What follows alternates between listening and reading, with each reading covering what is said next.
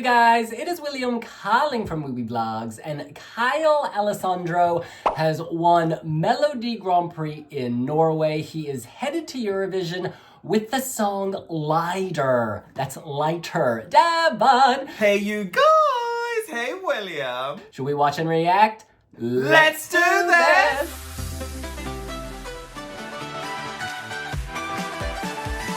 Alright, before we start, we should point out that Kyle's mother survived cancer, and this song, Lighter, is dedicated to her, inspired by her. You get the idea, lighter, fire, the flame within, survival. Very touching message. He was overwhelmed when he won. Very sweet to see. Kyle, you're standing with the Norwegian flag and the trophy here.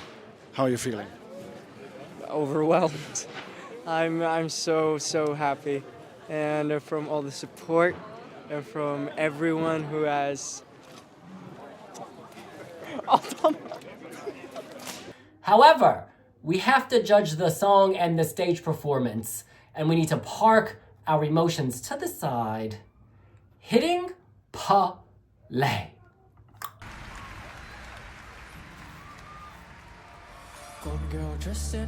Oh wow.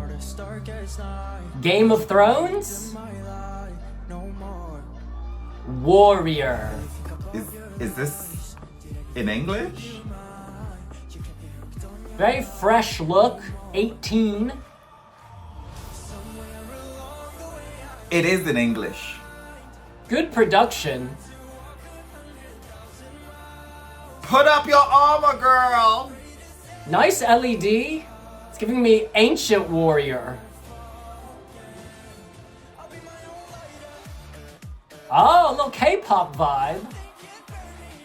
Pop by numbers.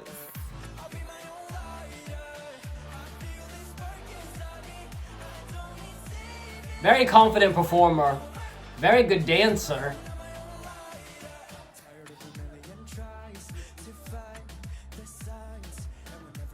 Is he struggling to breathe here, maybe?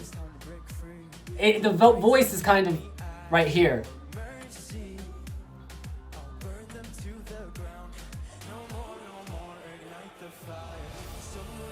I love the fire. Ignite the fire. Simple choreo, but effective. It reminds me of 2G from 2012. I don't understand why it needs to be so combative. The chorus is a little weak for me, to be honest.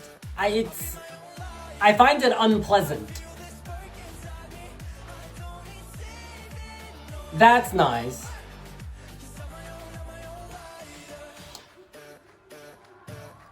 Okay. Oh, this is good. This is okay. good. Oh! It's giving me Queen of the Kings, King of the Queens.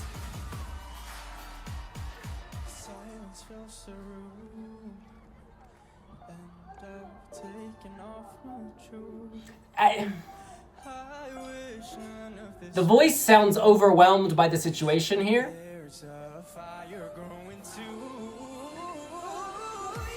Okay, and back.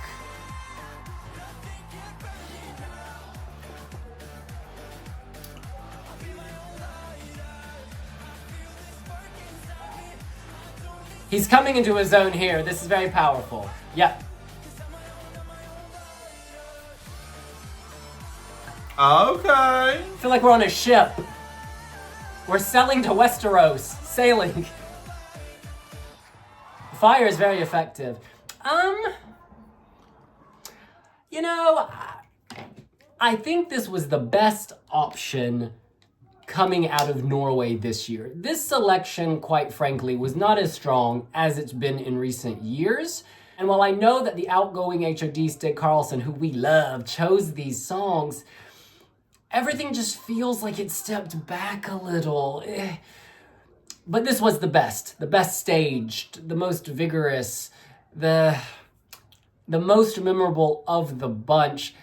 But it gives me Junior Eurovision vibes. I don't know, or it gives me 2010 vibes. It doesn't sound like a 2025 hit song which is sort of what you would expect from Norway at Eurovision. With Norway at Eurovision, you think of chart toppers, Spotify Global. I don't necessarily think of this. I don't know, the analogy, I understand the analogy with his mother, that's very powerful. If you don't know that, and you just hear, I'll be my own lighter, it's not instantly, it's a little awkward, you wouldn't necessarily think that's a powerful metaphor. Kind of like, what was that Pitch Perfect movie where they say, I'll be your flashlight? Like, I find that a little cringe, and like, I sort of being my own lighter, I don't know, it's not hard-hitting enough. Yeah. Let's have a conversation. This just feels like a replica of Alessandra. And now we've got Alessandro with the same warrior princess vibe. It feels stagnant to me. It's funny, there's a lot of movement on stage, but it feels stagnant. Shout out to Umami Tsunami, because he was a part of that collective with Geronimo. They came dead last at Melodi Grand Prix, and now he's emerged solo and he's won that. I applaud that transition, and yeah, he definitely took to his own lyrics, and he's kind of being his own glow up. But a lot of this just feels like really forced confidence. I don't get the sense, this Lighter is born out of, a real story of strength. It's partly autobiographical. One of his parents was going through a tough time with a terminal illness, and this was about kind of coming through those dark times, lighting up your own pathway out of the tunnel. I like what this symbolizes, but, a Eurodance disco, Scandi pop interpretation of that, for me, it really does chip away at the depth and texture of what this could be. In terms of a pop number, like if I heard this on the radio, I would forget it as soon as I've heard it. And I'm not necessarily suggesting that music needs to be cooked in a nostalgic way. This was competing against Joyful by Bobby Sox, which I think had a really good melody, but I can also see why it didn't win. Even if it had won Melodi Grand Prix, it wasn't going to win Eurovision anyway. A part of me is like, okay, And I do like fresh heroes. So I'm happy that Kyle has advanced and won for Norway. But this isn't really lighting me up in the way that, music should. Visually, it's really overcooked and too literal, It doesn't need to be so combative. It doesn't need to be an adversarial disco number. The point is even got armor and stuff like, when Anya Neeson was laying down her armor, she was in a red dress. You don't have to really wardrobe interpret your lyrics. Yeah, life is metaphorical. There's subtext and there's meaning in lots of things. And this just feels like, and the dancers and even the dancing, the choreography, everything just looks really packaged. It doesn't feel sincere. It feels like a pop conveyor belt.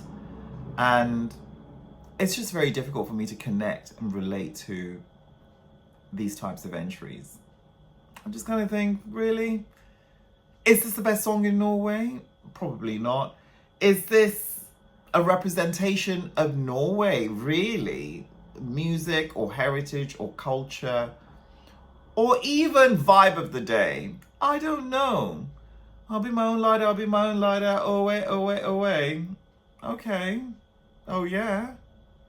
Kyle himself is very likable, can move, can clearly learn choreography, telegenic. That's all going in their favor. But the set, those plinths, it looked a little cheap, to be honest. It didn't smack of sort of NRK throwing budget. It was like, let's roll these out, throw on some paint, and hope they symbolize, ancient warrior temple or ancient setting. The LED was nice. Those are nice effects. I think this will improve greatly in Basel, because a song like this, if you're going to go with the warrior imagery, It really does need a fantastic LED. It really does need that wow, pow. But it was reading as High School Musical. To me, it was reading as sort of high school production. It wasn't reading as expensive and chic and what we're used to seeing from Norway. And also, I do worry about the vocals in the tender moments. While in those tender, softer moments, it's okay to be vulnerable. You should be. I feel like the voice felt vulnerable, as in weak. And then as they amped it up, it came back. So yeah, that will improve. Perhaps he was nervous. I mean, he's still got the umami. He may have left the tsunami, but he still has that Kyle umami. And so, yeah, they can work with this is the point. When do they perform? Norway will perform in the second half of the first semifinal. They're performing alongside the Netherlands, Azerbaijan, Albania, San Marino, Belgium, Cyprus, Croatia. Yeah, these countries, all of them have a checkered history at Eurovision. So this is good for Norway. Norway should be this is good for them because they can still make it through with this in a televote only semifinal. This is not the type of song I would download, but I do think it's intended to be a radio hit. I think it's intended to be loopable on Spotify. I'm just not going to be one of those people. Let's read some comments from the Weeby Blogs website. Dennis says, the best in a weak final. Polished, slick, nothing we have not seen before, and yet it works. There is something there. I think it's Kyle himself who carries the song on his own. So young and so assured. Could work in ESC. Good luck, neighbors. Stephanie writes, this is a serious decline compared to last year. Not for me.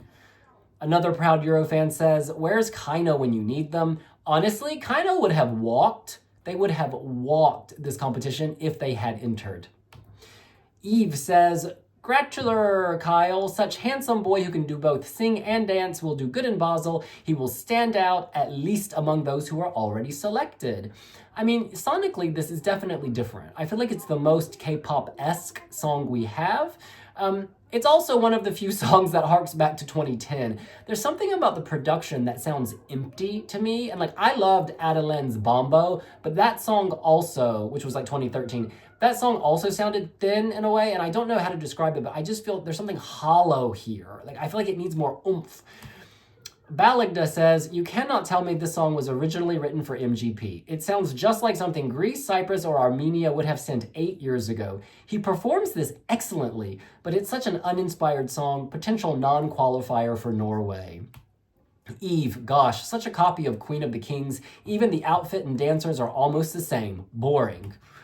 Stig Carlson Fan Club says, I love the mixture of genres in the song, as well as Kyle's own inspiration from the strength of his mother who survived cancer. He is into something with the medieval outfits and staging, which make it really unique and tell a story. Hopefully this can be expanded upon. Kyle is a superstar, and I'm so glad he had this opportunity after Tsunami came last in the final of MGP a few years ago. My winner for now. Fingers crossed voters see Kyle's potential as well. Yeah, I think these comments kind of, they're playing in the same space I'm playing in. It's performed well, but my question is, what are you performing? Like, I think the song could do with a revamp, a bit more oomph, a bit more power. I think the staging has to be elevated. It needs to read a little less juvenile, a little less junior MGP, and a bit more adult Eurovision for me. Otherwise, I could see this kind of scraping through the final or even not making it. One of my friends, I won't say who because I don't want to shade nobody or have them come under attack, called this a Tesco version of 2G. If you don't know, Tesco is one of the lower end grocery stores in the UK. I'll be my own lighter. You know, even though this is Kyle's autobiographical story, and he did work with Swedish producer Adam Woods on it, it kind of feels like a Max Martin studio. Or any producer's studio, giving the song to somebody to demo mark, and it doesn't feel like it's personal. And I think in pop music lots of ingredients are necessary, and this just feels like he's dancing to somebody else's tune. It doesn't cook right. It doesn't feel as sincere. I'm getting pop by numbers rather than a deep sense of sincerity. Yeah. Yeah, which is interesting because Kyle has been in the music industry practically since the age of 10, so he's, he's a seasoned performer. I just wish this was a bit more stripped back. I would have liked this in a completely different arrangement. Also, in the beginning of the song, I didn't even know if it was singing in English. I genuinely had no clue. And then I'm thinking, oh, actually, no, the whole song is in English. You just need to listen harder to extract the content of his lyrics or the meaning, or actually the actual words. Yeah. I've heard the song before. I've seen the staging before. The wardrobe has been done before. Actually, you know what? This reminds me of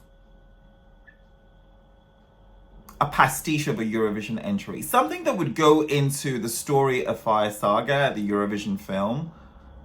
Like, Hollywood tries to do Eurovision because they can't use an existing Eurovision song, so they'll put this on. Yeah, it really has that replica feel. It just feels like something copying something without being the actual thing. Yeah. It also sounds a little bit like Tally's Fighter, but even that was better. This is not terrible by any means. It's just that it's a missed opportunity. It could be so much better. It could actually have heart and soul and texture and grit and when entries have to rely heavily on a backstory, it's problematic. I should be able to listen to your song and actually draw meaning from that, or in that vein. But I feel like if I didn't know that this song was written about a parent who was battling cancer, I think his mother was battling cancer, which of course is a terrible thing, and it's a lot to go through, not just for the person who is afflicted by it, but for loved ones who are having to bear witness to a horrible disease, choke holding you. It's a tough time and it's a really bad time. I just don't think that unpacking that as a Eurodance pop number is doing it any justice. Yeah. On the road to Eurovision, artists often interpret their songs with different kind of renditions. We saw that with Iveta Mukuchian, who came to the Wee Jam in Stockholm and performed a jazzy rendition of Love Wave. And that really, cuts through in a different way, really touches you. We saw that with Lydia Isaac's Falling Stars. She performed a French version. We've seen different interpretation because, by the time you start rehearsing and performing, it's a bit exhausting, kind of sticking to the exact studio track. You want to play around with it. I hope that Kyle Alessandro can reinterpret this in a way that can, touch fans differently. The subject matter here is very serious. It's very uplifting. It's very motivational. There's a lot of power in what led him to compose this track, and it'll be nice to see a very different angle or rendition or version of what we currently have here. What we have here for me is disposable at best. Salvador Sobral said it. It is fast food music, and that really isn't cutting through the mustard for me anymore. In any case, that's what we think. What do you think? Is there hope for this song at Eurovision? What tweaks would you suggest? What would you change? Would you keep the staging, the story? Let us know here on Blogs. Is Kyle Alessandro on Pinterest? Hope he is, because we would like to follow him. And while you're at it, follow Blogs on Pinterest, and we will see you later. And we'll see you later. Bye! Bye.